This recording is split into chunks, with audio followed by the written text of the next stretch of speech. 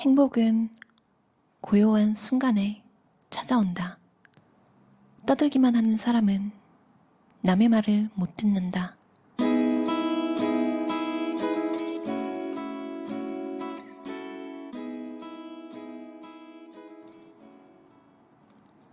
사람들은 말을 잘하는 법을 알려고 많이 노력하잖아요. 근데 사실 가장 힘든 건 가만히 앉아서 상대방이 하는 말을 끝까지 들어주는 것이라고 생각해요. 그러니까 인간관계 책 중에 가장 유명한 데일 카네기의 인간관계론에도 가만히 듣기만 했는데 상대방이 마지막에 항상 고맙다고 말하잖아요.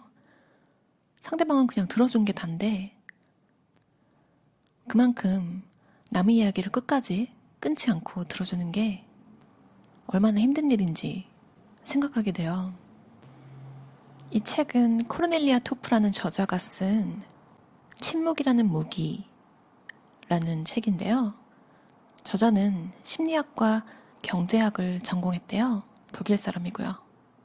그리고 지금 본인이 설립한 커뮤니케이션 훈련 연구소가 있대요. 메타토크라는. 저는 사실 정말 남 신경을 하나도 안 쓴다면 말을 안 하는 사람이에요. 잘 웃지도 않았어요. 근데 어느 순간 자라면서 학교 선생님들이나 친구들을 만나면서 이제 느끼는 거죠. 아, 좀 재미있는 사람이 되고 싶다. 사람들이 막 웃으라고 요구를 하니까 아, 이제 좀 웃는 연습을 해야겠다. 그쵸? 그만큼 친구도 많이 생겼고. 그런데 어느 순간 그게 제 본 모습이 아니라는 생각이 들더라고요. 심지어 어떤 부분에서는 정말 잘못 알기까지 한 거예요. 그러니까 제가 대답을 안 하거나 심지어 상대방이 말도 안 되는 소리를 하는 상황에서라도요.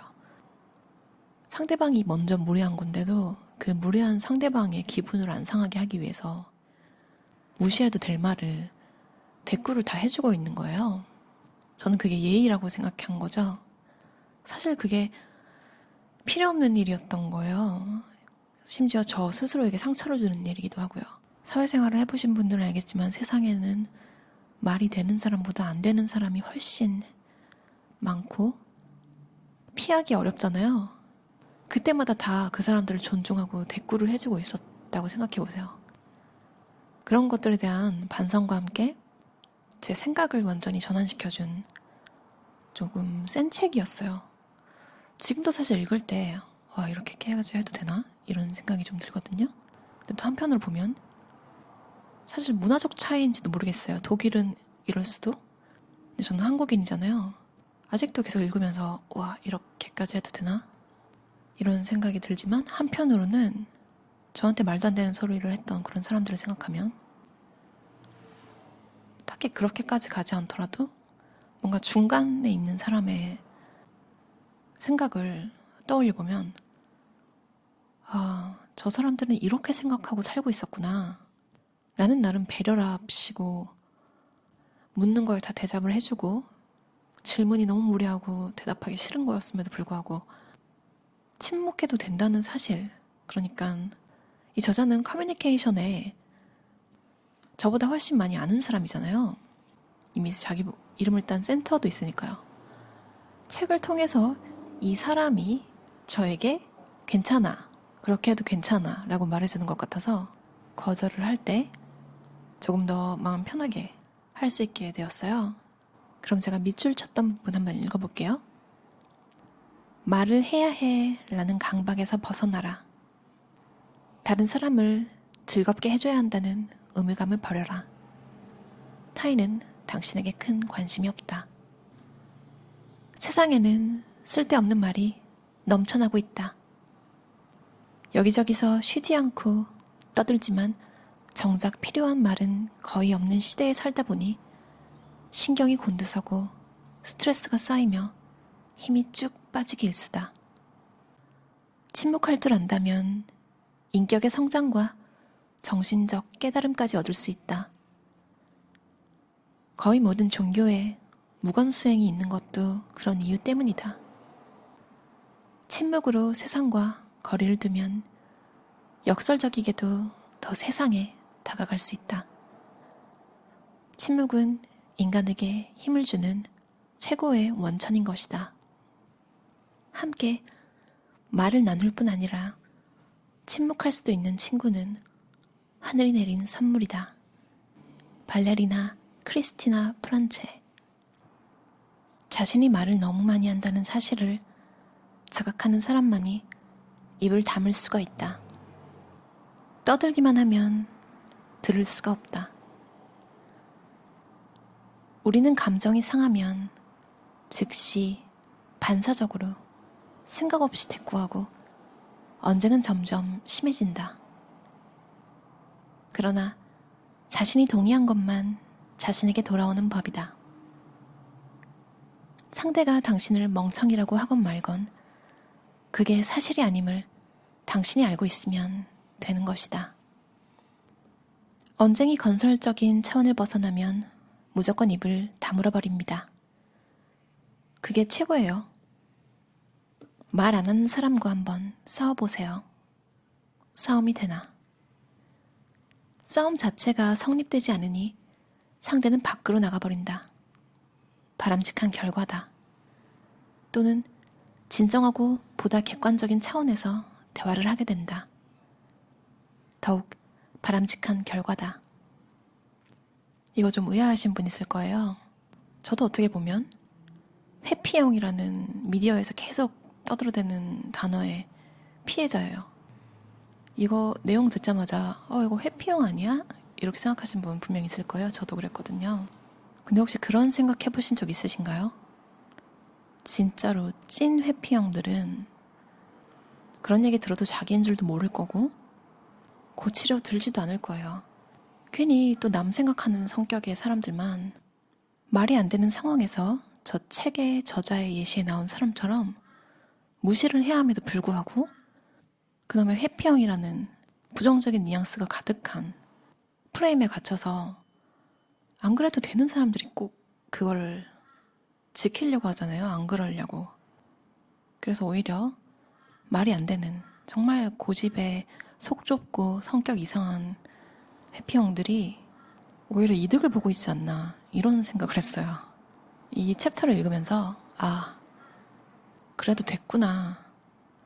말도 안 되는 시비를 거는 사람을 무시했어도 되는데 왜 내가 그거에 대해서 대꾸를 해주고 있었고 그 사람한테 말려 들어가면서 같이 진창으로 빠진 거지? 이런 생각을 해봤어요.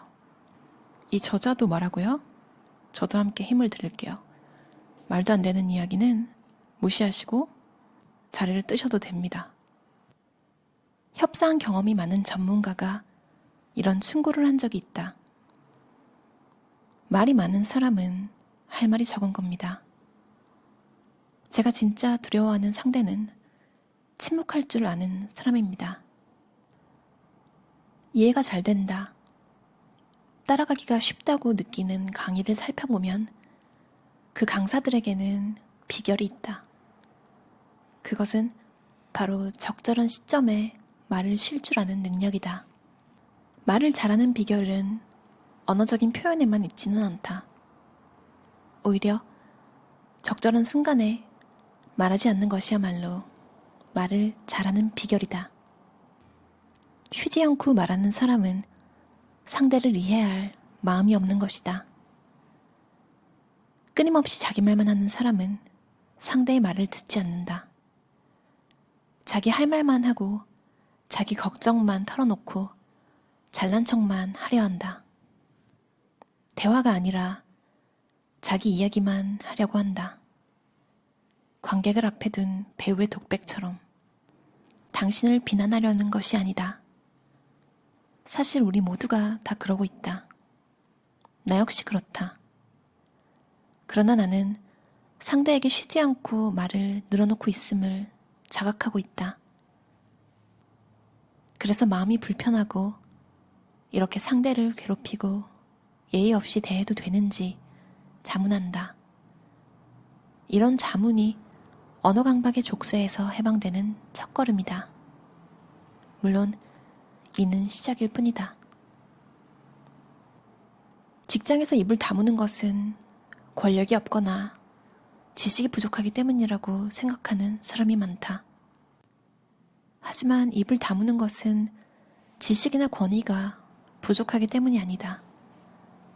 오히려 상대를 이해하고 존중하는 소통 방식의 일종이다.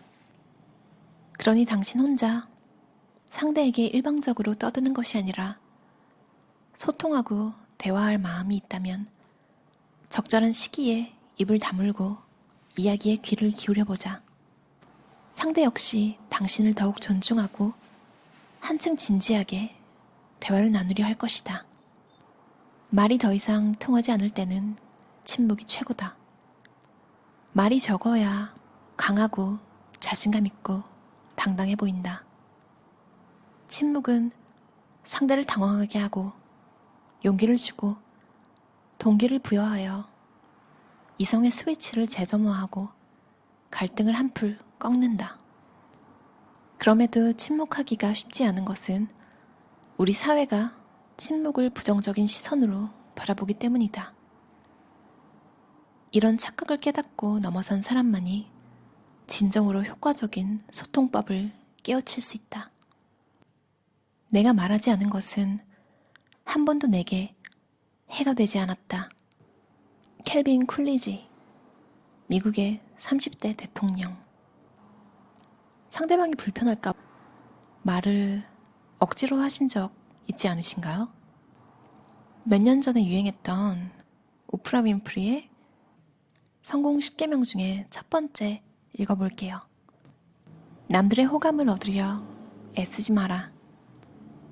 남들의 호감에 너무 신경을 쓰다 보면 자신에 대해 소홀해지기 쉽다. 그러다 보면 타인의 눈을 의식하게 된다. 타인에게 잘 보이기 위한 삶보다는 스스로에게 만족스러운 사람이 되어야 한다.